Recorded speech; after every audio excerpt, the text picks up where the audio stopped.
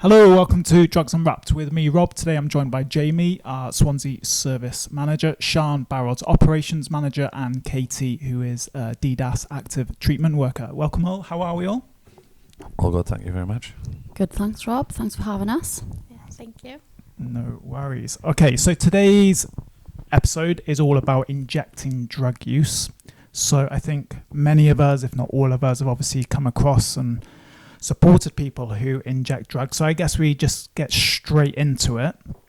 And I think the only place to start, Sian, is ultimately in terms of what are the different forms of injecting. So to set the scene, what are we talking about when we're talking about actually injecting?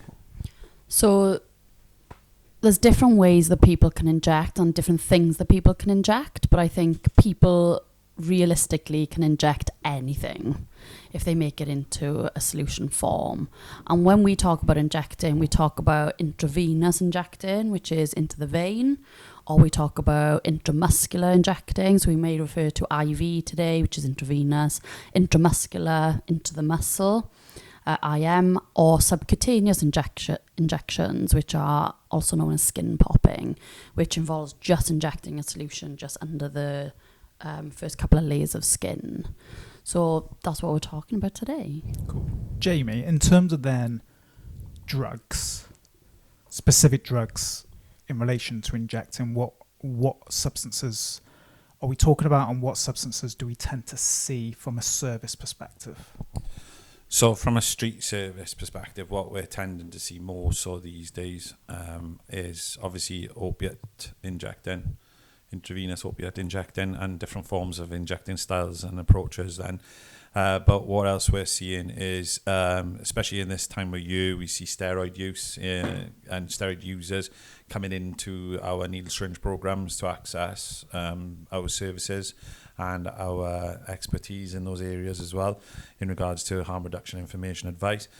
We've also got a very small population of ketamine injectors and stimulant injectors still then, who may be either just be using, say, amphetamine or maybe using cocaine to inject. And also we've got those injectors that will use opiates and crack cocaine together, and as it's called, speedballing and snowballing, and would use the two together to inject then. That's what we're seeing at the moment. And I think to go a step further with that, we're starting to see some new trends emerging across some of our geographical areas where trans people may be accessing our needle exchange services to get equipment because they're utilising hormone replacement therapies themselves, because the waiting lists are so long in terms of support for transitioning or gender reaffirming surgery. So we're starting to see these pockets of new types of injectors coming through our needle exchanges. Does harm reduction change? We'll come on to obviously harm reduction around injecting in a little bit, but on that point, does our practice change in terms of working with the trans community at all on that subject? Or are we just kind of providing just the overarching similar harm reduction? It's very similar harm reduction. I suppose what we're seeing is the different types of drugs being used. We've started seeing as well a shift to Ozempic and Mounjaro weight loss medications, where people are coming into needle exchanges to get equipment for that type of injecting as well. So harm reduction advice is changing because the drugs themselves that are being used are changing. But in terms of core principles around where in the body to inject, what type of needles and equipment you might need to inject, how to do that in the safest ways possible, that stuff is your bread and butter and your standard advice. But we are having to think harder and think more wisely around some of the specific risks to do with those drugs themselves. Jamie, you talk about obviously the different types of drugs then. So you mentioned obviously different opiates, ketamine, stimulants. Do people inject all those the same way? So would they be, like what Sian said, all intravenous, or would some be intravenous, some be intramuscular? What are we looking at in terms of how people administer specific drugs via an injecting practice? So historically, obviously opiate use was the primary reason why NSPs, or needle exchanges as they were coined back in the day, was set up for, was to obviously address then the HIV pandemic, and I suppose are part of the main pillars of harm reduction. And when we work with those individuals who use opiates, we used to have individuals present, and they went through the stages and the phases of using the substance, from smoking and sustaining that to a certain degree and level, until then maybe they felt that the drug wasn't being as well used, and found then maybe from peers who did inject that injecting was probably the next step to get the most benefit out of the drug, and also getting more out of the quantity of the drug that you were purchasing. So when people were then coming in and looking at injecting practices, we were able to advise individuals then on the safest ways to inject, be able to give real-time harm reduction advice, look at injecting practices that are potentially being picked up or being passed on from other peers, but also learn from individuals on their, on how they would inject and ways and means of preventing certain issues with injecting practices. So it was a two-way process. That was sustainable for quite some time, but then the injecting culture has kind of changed a lot now, and what we're seeing is that where you had like an induction phase and process coming into, using a substance and then going on to injecting, people are now coming in at groin injecting. So the risks then are obviously heightened, and also it has an impact with regards to so many environmental factors and the demographics, how that impacts you as the individual who is injecting. That could mean anything from one, initiating the process, whether it's done good or whether it's done extremely poorly. How do you initiate a groin injecting? Who starts that off? How do you gain that knowledge and understanding? Is it being done well? How do you maintain and sustain your injecting sites, rotation, all those kind of things? And that is that's massive, and that can have an huge impact from then. Maybe you're not too au fait or too confident, so the reliance and the dependence on another individual, which then means sometimes that situation and relationship can be exploited, and can bring other factors into the whole dynamic of drug use. And then going on to then, say, stimulant users, say if you're injecting cocaine, the frequency that you inject. We've historically experienced meow or methadone, and how during that period of time when it was extremely popular, the frequency and the rates that people were injecting, and how much damage they did to their body, and also the risks that were taken during that time as well. And then we've got another significant cohort of individuals that come into our services who inject intramuscularly, who then may be very much not aware of those risks of then bloodborne viruses, poor injecting sites, or not keeping sites clean, and the potential of abscesses, because they're not seen as the other individuals that access our services, that might have or maybe looked down upon because they're not a drug user and have a dependency, but have a very much social network, eat well, exercise well, make work, all these kind of things, but then are quite naive when it comes to the potential risk factors and actually, the product as well. Is it what they're buying, and is it what they're getting, and how that can sometimes cause some issues then with their health and in the injecting practice. And that is just a few elements and a few examples of some of the issues that we may encounter in a needle syringe program when looking at certain types of drugs and how they're injected. And also with another niche area which we've seen on the increases like ketamine and the injecting element as well, and how we can promote alternatives to then injecting, and emphasise a key elements of harm reduction for each individual, tailor-made, and also each drug. Yeah, we'll come on to like harm reduction and then alternatives a little bit later on, but to bring you in, Katie, so you work within a needle exchange or NSP fairly frequently? Yeah, so I sort of, amongst the rest of the team, we do it on a rota basis. So I usually cover our Llanelli needle exchange maybe once or twice a week. It varies. Sometimes we might see 1 or 2 people. Sometimes we might see 10 people in a day. It's sort of hit or miss. And I think, yeah, I agree with everything you've said. I think the trends we're seeing are changing, especially with an increase in the number of people injecting cocaine and crack cocaine within Llanelli in particular. That's increased. Definitely increased. I think there's probably a lot more people that have historically been injecting heroin that are now coming in and are reporting injecting crack cocaine predominantly. So that's something we've seen an increase in probably over the last year. Well, any particular reason for that? Because it's a bit of a change really of drug, isn't it? Yeah, I don't know if it was a supply issue at the time and heroin a little bit more difficult to get hold of.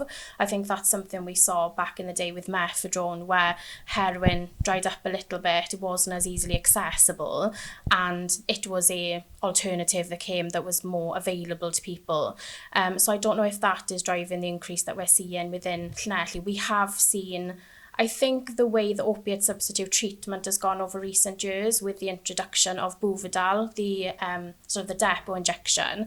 I think we're seeing a lot more people stable on treatment, and I think that treatment is working really well. So I think as a service we are seeing less people coming through for opiate substitute treatment because treatment is working well for people. So whereas before people might drop out of treatment, it seems to be working really well. So I don't know if it's a combination of sort of people not using heroin as much. I'm not sure. But yeah, it's definitely something we're seeing an increase in sort of crack cocaine and cocaine use. Would you say as well as the potential that people, they're in treatment but not getting the treatment that's needed in regards to the psychosocial bits? So they're getting a prescription, but they're potentially not getting that. So that's why then that holds reward there. You know, the individual's reward pathway is still same behaviour but different drug. Yeah, I think so. And I think you've got to tackle the underlying reason, isn't it, for injecting as a whole, you know, and I think sometimes people, there isn't that, you know, the opiate substitute need is being met and people are stable on scripts, but then that some people want to carry on injecting other substances. You know, for some people it's a choice. They want to continue using other substances in that way. So I think that maybe comes into it as well. I think touching on the supply thing that you said as well, at the time, you know, maybe a year and a half ago, the Taliban banned the poppy fields and the production of heroin. Therefore, you know, we were starting to see less of it on the market, and we don't necessarily see that straight away because there are supplies of heroin in amongst communities that have already been disseminated. And I think probably in the last year now, that's when we've started to see these supply chains become less and less. But I hear as well now that poppies can be grown again and actually production is on the way up. Oh, is that? Because one of the risks as well with that was these man-made nitazene drugs instead of heroin, and that's something that fortunately hasn't really hit us in the way that we feared it would, but that would have been a whole different dynamic again in terms of injecting that fortunately, touch wood, we haven't had to encounter yet. So have the Taliban lifted their ban, have they? I don't know, but apparently poppy fields are still in supply. All right. So we might see that change, and we may see changes in our needle exchanges again with the reversal back to opiates. But who knows? Like Katie said, treatment is better for people using opiates, but it's these other kinds of injecting now, as well as some of those newer drugs and newer cultural changes that we're seeing, might bring new challenges. Yeah, I believe the production of, I think the DDAS, The EU Drug Agency now, James. EU Drug Agency, have seen an increase in areas or certain land masses going back to producing opiates again. So it's not just farming. Oh, interesting. So Katie, with probably the person in the room that is in a needle exchange more often than anybody else here, what kind of issues do you see, firstly, but then just as a kind of more wider question, what are the main, I know Jamie's alluded to a few already, but what are the main health risks and potential complications that come from injecting? And I think it touches on what Jamie said earlier around a lot of people who inject drugs. They have learned how to do it from their peers. So a lot of the time, the practices that they are using are what they've learned from the people around them who are injecting. So I think a lot of the time the challenges are those practices sort of the best way and the safest way to inject. So often people come into the needle exchange and may report, you might see somebody regularly and they're constantly reporting problems with their injecting sites. If somebody is repeatedly presenting with problems, something is maybe going wrong in the injecting process itself. So I think one of the biggest challenges is that educating, isn't it? Because a lot of people, what their peers and the world that they're in, they may view their peers to have the best injecting practice in the world. This person's been injecting for 20 years. They know what they're doing. But sometimes those injecting practices may be contributing to missed hits. It might be contributing to infections, things When like you talk that. about missed hits? So a missed hit is where somebody, they don't inject into the vein. So what would happen is maybe they've gone into the vein, but the needle has come out. It might be that they've gone straight through the vein. And what happens then is that solution that they're trying to inject, rather than going into the vein itself, it goes into the surrounding tissue, and you tend to get a little swelling on the arm or whatever they've tried to inject. That usually would go down by itself. But if somebody is coming in with repeated missed hits, that's an indication that something with their injecting practice isn't allowing them to get that drug to the place they want it to go to, which is in the vein, to get that effect. So missed hits are quite common, and it usually opens up that conversation around, are you using the right size needle for where you're injecting? Is the needle that you're using too big? We see a lot of missed hits. We see a lot of abscesses in the needle exchange. So abscesses are sort of localized infection within the area itself. So it presents itself as sort of a pus-filled bump on the surface of the skin. They're quite common and they're easily treated. However, I think one of the biggest challenges for people who inject drugs is the stigma that they experience or maybe have experienced from medical professionals. So they may have an abscess which is easily treatable, but it's that reluctance sometimes to seek medical advice or treatment for fear of the stigma that they're going to face. And I think this is something that we've seen a lot over the years. It shouldn't happen, but it does happen. And that fear of seeking advice then may lead to a bigger infection because they haven't felt comfortable enough to seek that, initial support for fear of being judged and for fear of being, treated without that respect and compassion. One of the main things we say in this field is that injecting drugs significantly increases the risk of an overdose. Why? What's the main reason behind that? Why is it so much? Why are the risks so much greater compared to other forms of administration? So when you're injecting a drug, that is going straight into the bloodstream. So when you're injecting it, that is going to get into your bloodstream the quickest. So I think that is often the biggest risk when it comes to injecting, is the it's absorbed very quickly within the body. And people don't have time, you know, if you smoke heroin compared to inject it, people have got time to smoke a smaller bit first and wait to see some of the effects that might have. Whereas with injecting, people usually administer their dose before necessarily waiting to sense how strong that product is, whether it's the same level of purity as perhaps that they're used to.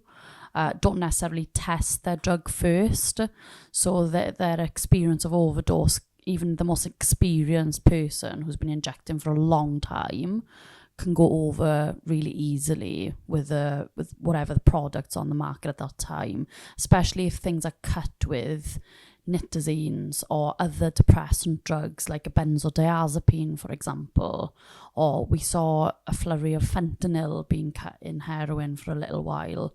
So it's much easier to overdose and die from injecting a drug, whereas if you smoke a drug, it's likely that you're actually going to pass out rather than before you're able to continue ingesting the rest of that drug, before it can have, you know, major effect on your central nervous system, which will eventually cause cardiac arrest. So are we talking about, do you know, when we're talking about opiate deaths, so heroin related deaths, and are we primarily talking in terms of those individuals, they have primarily injected their drugs, would we say?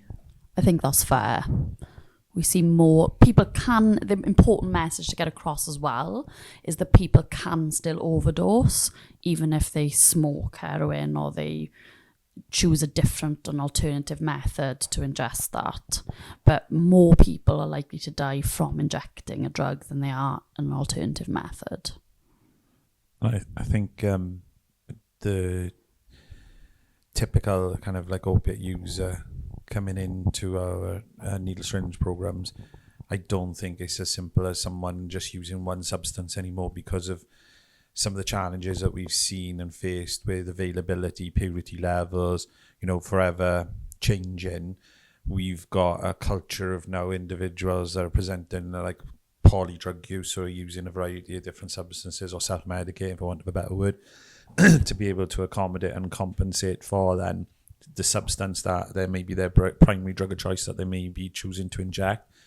So with that, and plus then all the synthetic substances that we're seeing in other domains of like benzodiazepines, opioids, etc., that's made it far more complicated in regards to how we deliver the harm reduction messages, especially when substances may be presenting like our old school traditional drugs, or even look like old school traditional drugs, but they're actually not. So it's become more and more challenging going forward, and how we deliver our messaging again and how we interact with individuals is really important to keep them engaged with those services, so that we can try and keep them up to date with those daily, weekly changes in substances. And that's what's been really important about like the messaging from our services internally, for like, you know, drug worker to drug worker, drug agency to drug agency, sharing good best practice, sharing information in real time, and be able to get then that messaging out to the people that is most affected, who are most affected by those changes. To be able to keep up with the drug marketplace is obviously nigh on impossible. However, we can still do our bit, and NSPs, I think, really do serve that function. And also in having a peripatetic approach to an outreach and being able to go and take the services such like that is really important. You know, it's not just having static services. Do you know, Katie, in terms of working in a needle exchange and people come in to that service then, would you say a lot of people are quite confident in terms of what they know they're taking, or do you come across quite a few individuals who they think they know, but they can't really be too sure, and they know they're not too sure, but they're still going to go ahead with potentially taking that substance? Yeah, I think a lot of people that access needle exchange are quite confident in the equipment that they want to take, the substance that they intend to take. And I think working in a needle exchange, this is something quite early on in my career that I learned, you almost have a different hat on when you're working in a needle exchange, in the sense that if somebody comes in and tells you that they're planning to inject a substance and you know that that's not the safest way to take it, the primary function of a needle exchange is to make sure that we're getting that clean equipment to that person. So I think you as a worker might know that maybe substance isn't the best substance to be injecting, but they're going to inject it anyway. So in the needle exchange, our purpose is to make sure that they're leaving with as much harm reduction advice as we can give, making sure they're taking the right equipment so that they're doing that as safely as possible. So I think a lot of people are confident in what they're doing, but you gauge even when somebody comes in, when someone comes into a needle exchange, the basic information that we ask is for initials, date of birth. We ask them what substance they're using. So as a worker, you've got a bit of an idea, are they taking the right equipment for the substance they're planning to inject? And then we also ask, where on the body are you injecting? So we like to try and get that information if we can. And are there any sites on the body that you're concerned about that you'd like us to have a look at? So somebody might come in with a lot of confidence and they might say that they're injecting into their arm, but as a worker you can see that the needles that they're taking are maybe bigger needles that wouldn't necessarily be suitable for injecting in that particular site.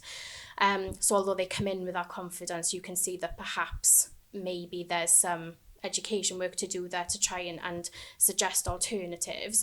Obviously we can't force people to take the right equipment as we know it, but it's just about educating and having those conversations. Can you tell me a little bit, how long have you been using those needles for? Do they work for you? Have you thought about trying something like this? Do you want me to put a couple in the bags? Do you want to give them a try, see how you get on with them? Because at the end of the day, as workers, we're also trying to make it as easy as possible for them. Nobody wants to inject and have complications like missed hits, abscesses, infections. So if there's information and knowledge we can impart as part of that 5-minute transaction that's going to make the experience a more positive one, then I think most people are receptive to maybe trying, but some people, this is the way that I know works for me. And even if we know that maybe isn't the safest way, we're still getting that, clean injecting equipment, making sure they're doing that in a safer way as possible. I know it's been mentioned, Jamie mentioned it before, in terms of some people now, when they start injecting, they go straight into the groin, which, from a harm reduction perspective, isn't really the way to go. I guess this is open to everybody really, but what are the risks then when somebody is injecting into their groin compared to injecting in their arms? So I think there's pros and cons. So pros being, for a lot of people that come into the NSP, is it's the only way they've been shown to inject. So they've been shown groin injecting, and that's because that's what everyone else does. And also that it's hidden. So where we used to see, people having quite a lot of track marks and it's clearly identifiable that they are an injecting drug user, now they don't have to have that, or don't have to worry too much about that, because that can impact on several things. It could impact on your relationship with a person or family member. It could impact on, job wise, etc. when you were injecting in your arms. With your groin, we found out where people are reporting it appears to be more robust. The area, if looked after, can be sustained for long periods of time. We have people that come into the needle syringe program, and they've been groin injecting for the last 10, 12, 13 years. And they've got ways and means in which they look after or promote the injecting. They talk about some of the risks in regards to initiating the process, how it first started, and when done well, has helped them continue their injecting practice and their injecting drug use. Making sure the sites are obviously kept clean. Over a period of time, as we know in our area of work, that if you keep on opening a wound, that you will obviously have scar tissue. So then that changes certain aspects of what's needed in regards to equipment, such as larger gauge needles, longer needles as well. And that can then promote risk in regards to a larger wound being kept open, a larger hole effectively in your groin. That also could be when, like Katie was saying about, having misses when you're not used to a certain length and size gauge needle and not knowing how your anatomy is based with regards to the risks of you're looking at going into the femoral vein, which is really quite closely located to your femoral artery and your femoral nerve, and how that can impact. I dealt with an individual one day that came into the NSP, and they were bleeding in the groin area, and we went to the A&E department. And when we were talking to the consultant at the time, we were obviously explaining the situation. The person was quite young, and it was quite interesting to hear he was saying that because that person was young and they were injecting, that their femoral artery is under so much pressure, and if that they were to catch that while injecting, because of their age, that artery would erupt and tear and would effectively die. Like it's so under so much pressure, just naturally. Just naturally, because they're so young and they haven't been alive for as long as some older people that inject. And apparently, as you get older, the pressure isn't as built up because there's a bit of elasticity there in there. And that was coming from a medic. So that was something really interesting to learn about that. But obviously, that risk is for everyone who injects, but that was something that's always stuck with me as a little bit of information and advice around young people injecting. And because we've got a younger cohort of people now who are groin injecting, that's always kind of stuck with me, coming from a clinician in regards to knowing a lot more about the anatomy than myself. But it's those kind of things. But then also seeing the increase in infections, and the increase then of different types of